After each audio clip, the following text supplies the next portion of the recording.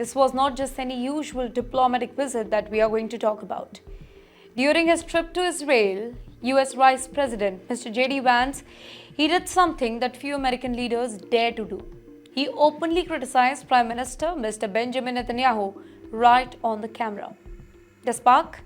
Israel's controversial West Bank annexation vote, a move that Vance he bluntly calls very stupid. Yes, those were the exact words, and they have sent shockwaves across both Washington and Jerusalem now.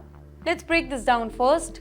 Israel's government recently pushed forward a vote that would expand its sovereignty over parts of the West Bank, territory that Palestinians see as a part of their future state. Now, the vote itself didn't change the map immediately, but it symbolically supports annexation, and that symbolism is what angered Vance.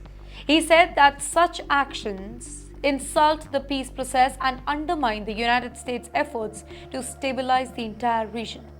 Basically, let me simplify this for you. The US sees it as a reckless move that could actually destroy months of diplomatic progress. Standing before reporters in Jerusalem, it was Vance. He didn't mince his words, by the way. He said annexation is not only wrong but stupid. It does nothing for Israel's security, it just fuels more anger. Now, these comments were seen as a direct rebuke of Netanyahu's policies. Now, for a sitting United States Vice President to use that kind of language on foreign soil, specifically Israel, well, it is a huge political statement. Vance also took a moment to update reporters on Gaza ceasefire, saying that it was largely holding with only a few isolated violations.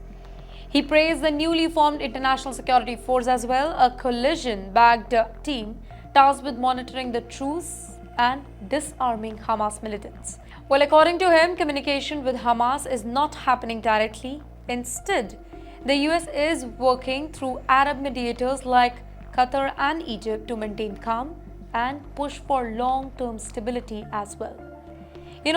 Make no mistakes here, Vance's remarks weren't just about policy. They were about drawing boundaries. By calling the annexation vote stupid, he was sending a clear message to Mr. Netanyahu that America's patience has limits. Washington wants peace, not provocations that could reignite the war in Gaza or the West Bank. Well, for now, Israel hasn't officially responded to JD Vance's comments here, but the tensions, they are undeniable. What was supposed to be a routine diplomatic trip has turned into a public feud between the two close allies.